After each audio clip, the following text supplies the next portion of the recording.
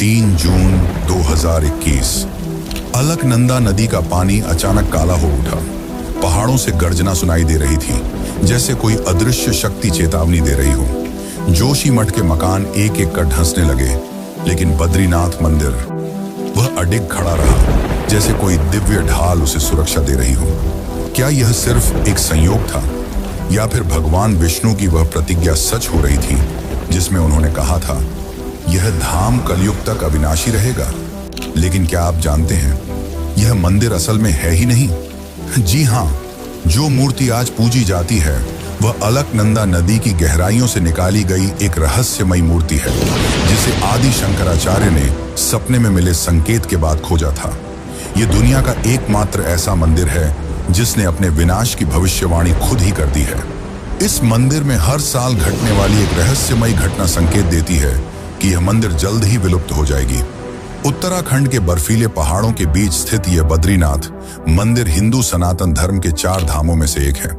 यह केवल एक तीर्थ स्थल नहीं, बल्कि असंख्य रहस्यों का केंद्र है, जिसके अनसुलझे और चमत्कारी रहस्य आपको चौंका देंगे, जिन्हें वैज्ञानिक भी आज तक नहीं समझ पाए हैं। भक्त बद्रीनाथ धाम को दूसरा वैकुंठ लोक मानते हैं, क्योंकि माना जाता है कि आप यहां से सीधे वैकुंठ की यात्रा कर सकते हैं। यह मंदिर साल में केवल 6 महीने के लिए ही खुलता है, और जब यह बाकी 6 महीने के लिए बंद किया जाता है, तो कैसे बर्फीले तूफानों के बीच दबे रहने के बावजूद अंदर जलने वाली अखंड ज्योति निरंतर जलती रहती है, वह भी बिना किसी बाती या तेल के। और आखिर क्यों केरल के पुजारी यहाँ के मुख्य पुजारी होते हैं, जबकि यह मंदिर तो उत्तराखंड में है? और क्यों इन पुजारियों को स्त्री वस्त्र पहनकर और सजकर पूजा करनी होती है? क्या यह कोई श्राप है या कोई और रहस्य? और सबसे खास बात है यहाँ बहने वाली अलकनंदा नदी। माना जाता है कि यह नदी पापियों पर नहीं गिरती और उल्टी बहनी शुरू हो जाती है। आपने भारत के सभी हिंदू मंदिरों में शंख बजते तो जरूर देखा होगा, पर ऐसा क्या हुआ कि बद्रीनाथ धाम में शंख बजाने पर पूरी तरह प्रतिबंध लगा दिया गया है? बद्रीनाथ धाम बर्फीले पहाड़ों के बीच है, जिस कारण इसका तापमान हमेशा 9 डिग्री से कम रहता है और आसपास के सभी तालाब और नदियों का पानी जम जाता है। पर चौंकाने वाली बात तो यह है कि इस सर्द मौसम में भी तप्त कुंड का पानी हमेशा 54 डिग्री सेल्सियस रहता है, जो कि काफी ज्यादा गर्म होता है। आखिर यह संभव कैसे है? जोशीमठ में स्थित भगवान नरसिंह की मूर्ति का हाथ हर साल पतला होता जा रहा है। आखिर ऐसा क्यों हो रहा है? पुराणों में कहा गया है कि जिस दिन यह हाथ पूरी तरह टूट जाएगा, उस दिन बद्रीनाथ का अंत शुरू हो जाएगा। क्या यह कलयुग के अंत की ओर इशारा कर रहा है, या इसके पीछे कोई और गूढ़ संकेत छिपा है? और कैसे इस भव्य और रहस्यमयी मंदिर का निर्माण हुआ? कैसे इतनी ऊंचाई पर पहाड़ी इलाके में इसे बनाया गया? और शंकराचार्य ने कैसे भगवान की मूर्ति को ढूंढ निकाला, जिसे यहाँ के लोगों ने नदी में फेंक दिया था? आखिर यहाँ के लोगों ने ऐसा क्यों किया?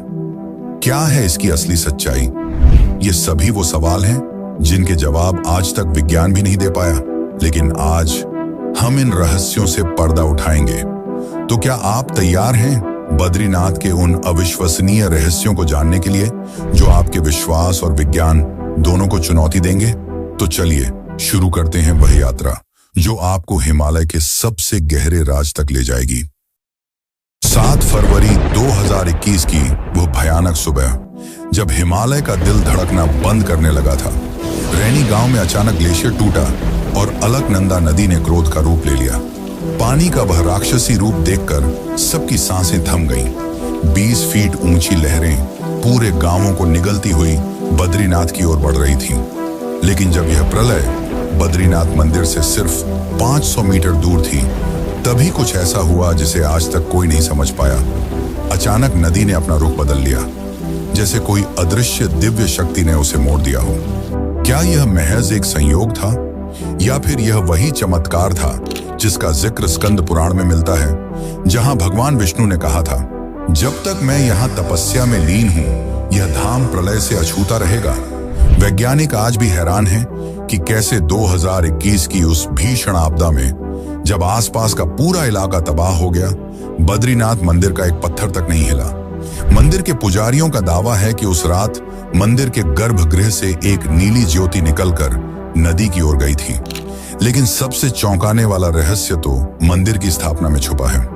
आधुनिक वैज्ञानिकों ने पाया है कि बद्रीनाथ मंदिर बिल्कुल उसी स्थान पर बना है जहां हिमालय की दो टेक्टोनिक प्लेट्स आपस में मिलती हैं।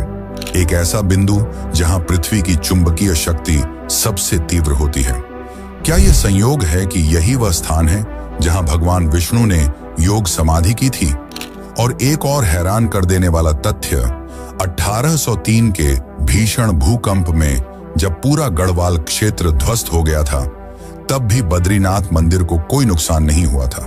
क्या यह मंदिर सच में दिव्य शक्तियों द्वारा संरक्षित है, या फिर प्राचीन ऋषियों ने कोई ऐसा वास्तु रहस्य जान लिया था जो आज का विज्ञान भी नहीं समझ पाया? वैसे अगर आपको वीडियो अच्छी लग रही है तो कमेंट में जय बद्रीनाथ जरूर लिखें। एक बात तो तय है, बद्रीनाथ सिर्फ एक मंदिर नहीं बल्कि प्रकृति और दिव्यता के बीच का वह रहस्यमय सेतु है जहां नियमों को चुनौती मिलती है और आस्था विज्ञान से आगे निकल जाती है। सतयुग का वह पावन क्षण जब बद्रीनाथ की घाटियां भगवान शिव की तपस्या से गूंज रही थीं, यह वह स्वर्णिम समय था जब शिव पार्वती अपने गणों के साथ इस दिव्य स्थल पर विचरण करते थे। पौराणिक ग्रंथों में वर्णित है कि यहाँ के वृक्ष फलों से नहीं बल्कि रत्नों से लदे रहते थे और झरनों का जल अमृत बनकर बहता था। लेकिन एक दिन इस स्वर्गिक शांति को तोड़ते हुए एक अद्भुत घटना घटी। भगवान विष्णु संपूर्ण ब्रह्मांड में ध्यान के लिए एक ऐसा स्थान ढूंढ रहे थे जहां कलयुग का प्रभाव कभी न पहुंच सके। जब उनकी दृष्टि इस हिमालयी स्वर्ग पर पड़ी तो उनका हृदय आनंद से भर गया। परंतु एक समस्या थी, यह तो शिव का निजी धाम था। कैसे लेते भगवान शिव से यह स्थान? तब विष्णु ने रची एक ऐसी लीला जिसने धर्म और भक्ति की नई परिभाषा लिख दी। एक शरद पूर्णिमा की रात जब शिव पार्वती पर्वत शिखर पर चंद्र दर्शन कर रहे थे, तभी अचानक एक मासूम बालक के रोने की आवाज गूंजी। पार्वती का मातृ हृदय विचलित हो उठा। वह तुरंत उस रोते हुए बालक को ढूंढने निकल पड़ी जो एक बद्री वृक्ष के नीचे छिपा बिलख रहा था। बालक के नेत्रों में एक अलौकिक तेज था, उसके मुखमंडल से दिव्य प्रकाश फूट रहा था। शिव जान गए कि यह कोई साधारण बालक नहीं बल्कि स्वयं विष्णु है। जैसे ही पार्वती ने बालक को गोद में उठाया और अंदर ले गई, विष्णु ने अपनी लीला का दूसरा चरण शुरू किया। उन्होंने अचानक अपने हाथों से शिव पार्वती के आवास का द्वार पकड़ लिया और चमत्कारिक रूप से स्वयं को अंदर बंद कर लिया। गर्भगृह से उनकी वाणी गूंजी, हे देवाधिदेव, अब से यह स्थान मेरी तपोभूमि होगा। मैं यहाँ नर नारायण के रूप में साधकों को मोक्ष का मार्ग दिखाऊंगा। यह देखकर शिव मुस्कुराए। शिव ने प्रेम पूर्वक विष्णु को आशीर्वाद दिया, तथास्तु, यह स्थान अब से बद्रीनाथ धाम कहलाएगा। जब तक कलयुग का अंत नहीं होता तब तक तुम यहाँ नर नारायण के रूप में निवास करोगे। इतना कहकर शिव केदारनाथ की ओर चल पड़े। कहते हैं इसी पल स्वर्ग से विश्वकर्मा प्रकट हुए और उन्होंने एक रात में ही वह अद्भुत मंदिर का निर्माण किया जिसमें विष्णु के बाल रूप की प्रतिमा स्थापित हुई। परंतु यहाँ एक और रहस्य छिपा है। मूल मूर्ति वास्तव में शालिग्राम शिला से बनी थी जिसे विष्णु ने स्वयं स्पर्श किया था। जब 8वीं सदी में आदि शंकराचार्य ने इस मूर्ति को नारद कुंड से निकाला तो उसमें से इतना तेज निकला कि देखने वाले साधुओं की आंखें चौंधी आ गईं।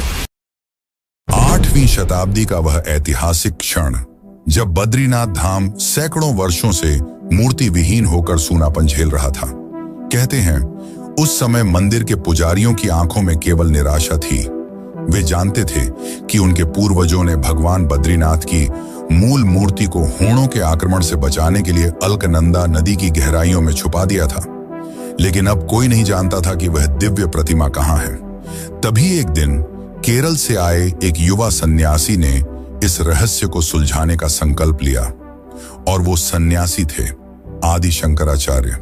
लेकिन समस्या यह थी कि नदी का वेग इतना तेज था कि उसमें से एक सुई निकालना भी असंभव था। फिर एक मूर्ति कैसे मिलती?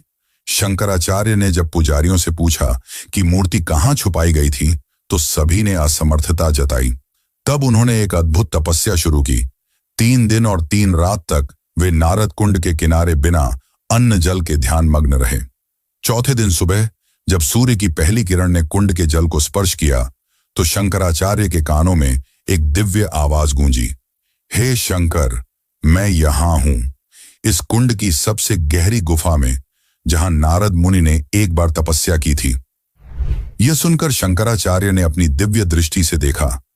कुंड के तल में एक विशाल शालिग्राम शिला चमक रही थी। बिना एक पल गंवाए वे नारद कुंड की ओर चल पड़े। जब उन्हें नारद कुंड की ओर बढ़ते देखा तो सभी स्तब्ध रह गए, क्योंकि यह कुंड अपनी 40 फीट गहराई के लिए कुख्यात था। पर शंकराचार्य ने संकल्प पूर्वक जल में छलांग लगा दी। पूरे 1 घंटे तक सभी की सांसें थमी रहीं। तभी अचानक नदी का जल उफन उठा और एक अद्भुत दृश्य देखने को मिला। शंकराचार्य हाथों में एक चमकदार शालिग्राम शिला लिए जल से बाहर आ रहे थे, जिससे इतना तेज निकल रहा था कि देखने वाले चौंक गए। ये वही मूल मूर्ति थी जिसे 300 वर्ष पहले नदी में छुपाया गया था। लेकिन सबसे आश्चर्यजनक बात यह थी कि मूर्ति पर एक भी शैवाल नहीं चिपका था। उसमें कोई दरार नहीं आई थी, बल्कि वह और भी अधिक चमकदार हो गई थी। शंकराचार्य ने समझाया, यह कोई साधारण पत्थर नहीं, बल्कि स्वयं भगवान विष्णु का साक्षात स्वरूप है। शालिग्राम शिला वह दिव्य पदार्थ है जो लाखों वर्षों तक जल में रहकर भी नष्ट नहीं होता। उसी दिन से यह मूर्ति बद्रीनाथ मंदिर के गर्भगृह में स्थापित हो गई। पर क्या आप जानते हैं, आज भी यह मंदिर साल में केवल 6 महीने ही खुला रहता है और बाकी के 6 महीने बंद। हर साल अक्टूबर-नवंबर के आसपास, जब इस क्षेत्र में काफी ज्यादा बर्फबारी होती है, तब भक्तों की सुरक्षा को ध्यान में रखते हुए यह मंदिर 6 महीनों के लिए बंद कर दिया जाता है। क्या यह केवल एक प्राकृतिक घटना है या इसके पीछे कोई रहस्य छुपा हुआ है? शास्त्रों के अनुसार जब मंदिर को 6 महीनों के लिए बंद कर दिया जाता है, तो इस दौरान मंदिर में देवता स्वयं आकर भगवान की पूजा करते हैं। 1934 में एक ब्रिटिश फोटोग्राफर ने दावा किया था कि उसने सर्दियों में मंदिर के अंदर से दीपक की रोशनी और मंत्रोच्चारण की आवाजें सुनी थी। जब उसने इसकी जानकारी तत्कालीन राजा को दी, तो उसे सख्त चेतावनी मिली कि इस रहस्य को कभी ना उजागर करे। 2017 में एक शोध दल ने मंदिर परिसर में सेंसर लगाए, जिन्होंने रात में अनजान ध्वनि तरंगे रिकॉर्ड की, ठीक वैसी ही जैसे कोई पूजा कर रहा हो। ये सारी चीजें गवाह हैं कि इस दुनिया में ऐसी कई चीजें हैं जो विज्ञान की सीमाओं को तोड़ देती हैं, और बद्रीनाथ इसका उत्तम उदाहरण है। मंदिर के कपाट बंद होने के बाद पूजा अर्चना का काम जोशीमठ में स्थित भगवान नरसिंह के मंदिर में विशाल उत्सव मूर्ति के रूप में जारी रहता है। कपाट बंद करने की तिथि विजयादशमी के दिन घोषित की जाती है और आमतौर पर अक्षय तृतीया के दिन इसे फिर से खोला जाता है।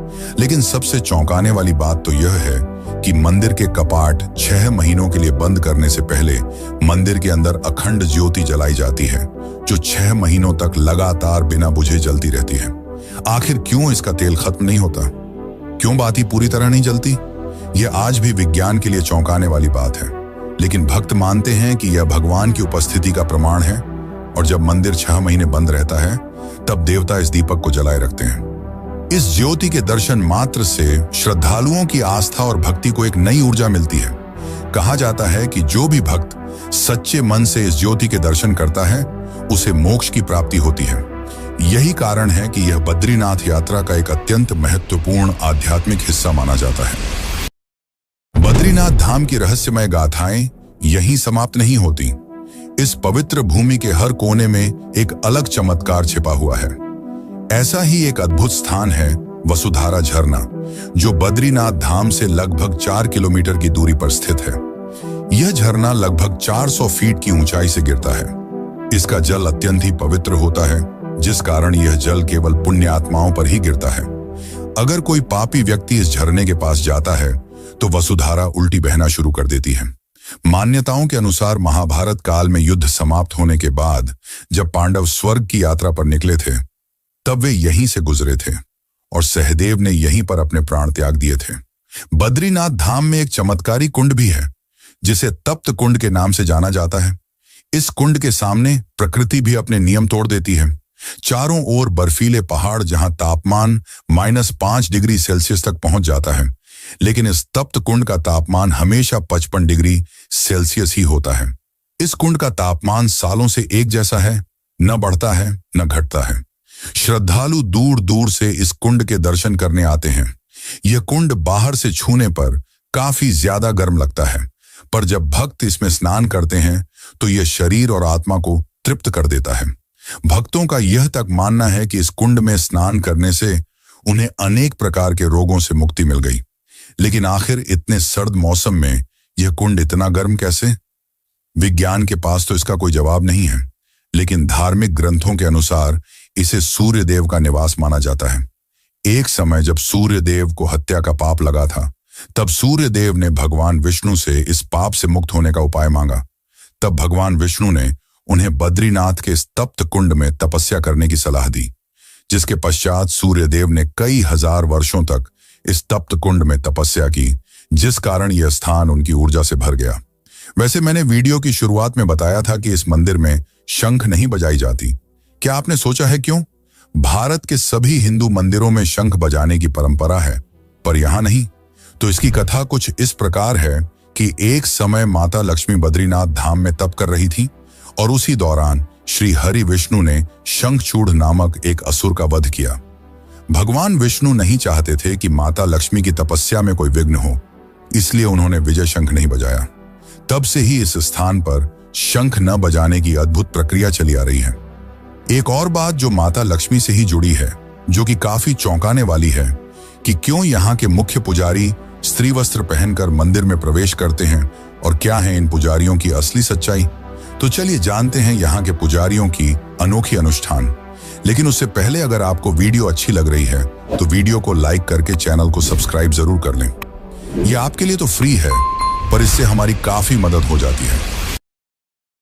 सर्दियों की वह कड़कड़ाती सुबह, जब बद्रीनाथ मंदिर का मुख्य पुजारी अपने दैनिक अनुष्ठान के लिए तैयार हो रहा था, लेकिन यह कोई सामान्य तैयारी नहीं थी। वह एक एक कर स्त्रियों के वस्त्र धारण कर रहा था। गहरे लाल रंग की साड़ी, चमकदार नथ, कंगन और फिर अंत में अपने माथे पर सिंदूर की लंबी बिंदी।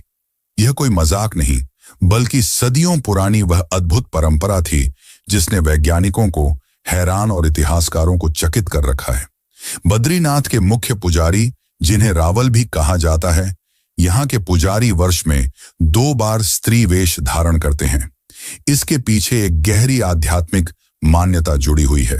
दरअसल बद्रीनाथ मंदिर में भगवान विष्णु अपने 24 स्वरूपों में से एक नर नारायण रूप में विराजमान हैं।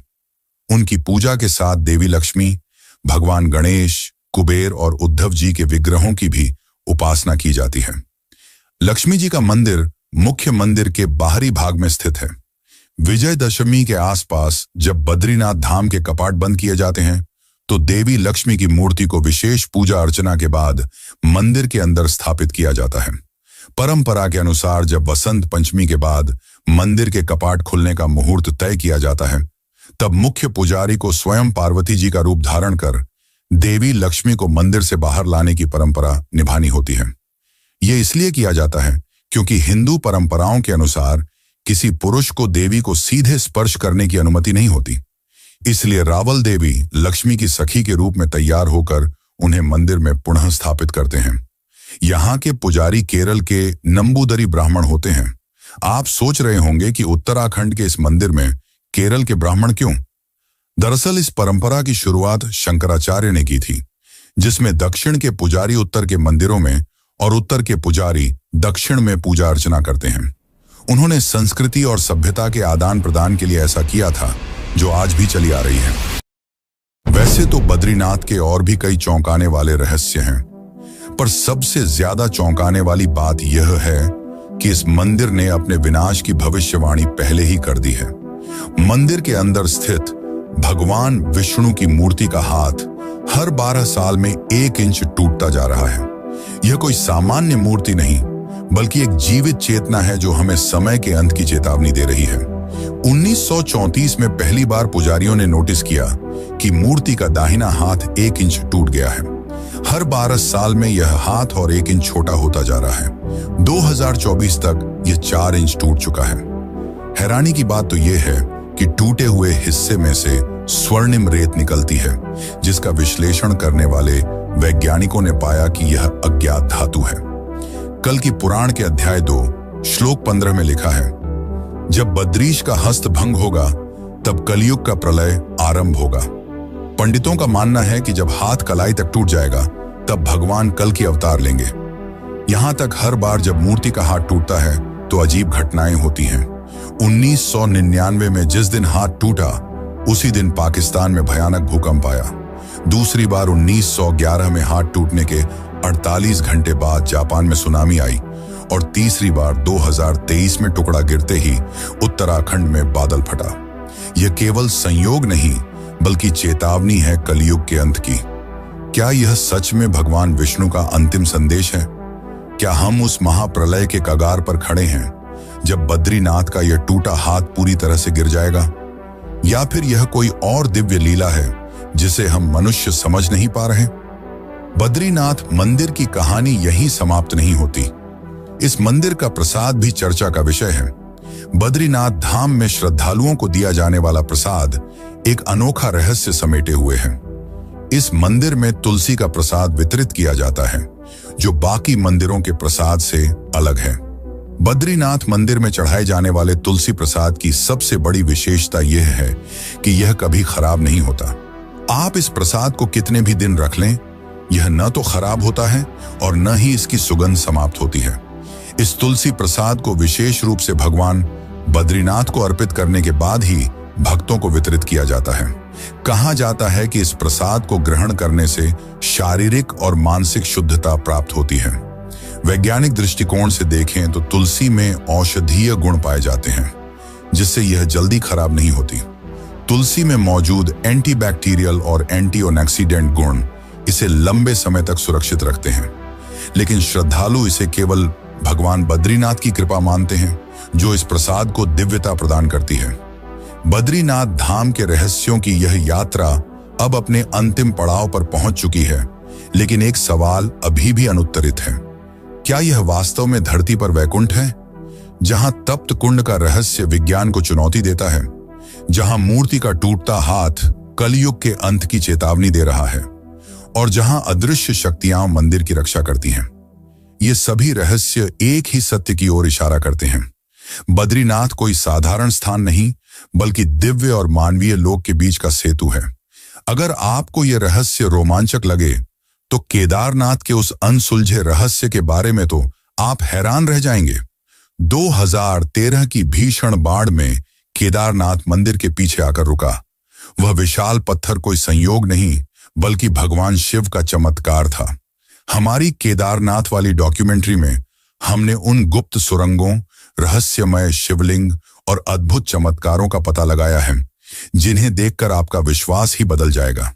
अगर आपको यह वीडियो पसंद आया तो लाइक करें, शेयर करें और हमारे चैनल को सब्सक्राइब करें। धन्यवाद।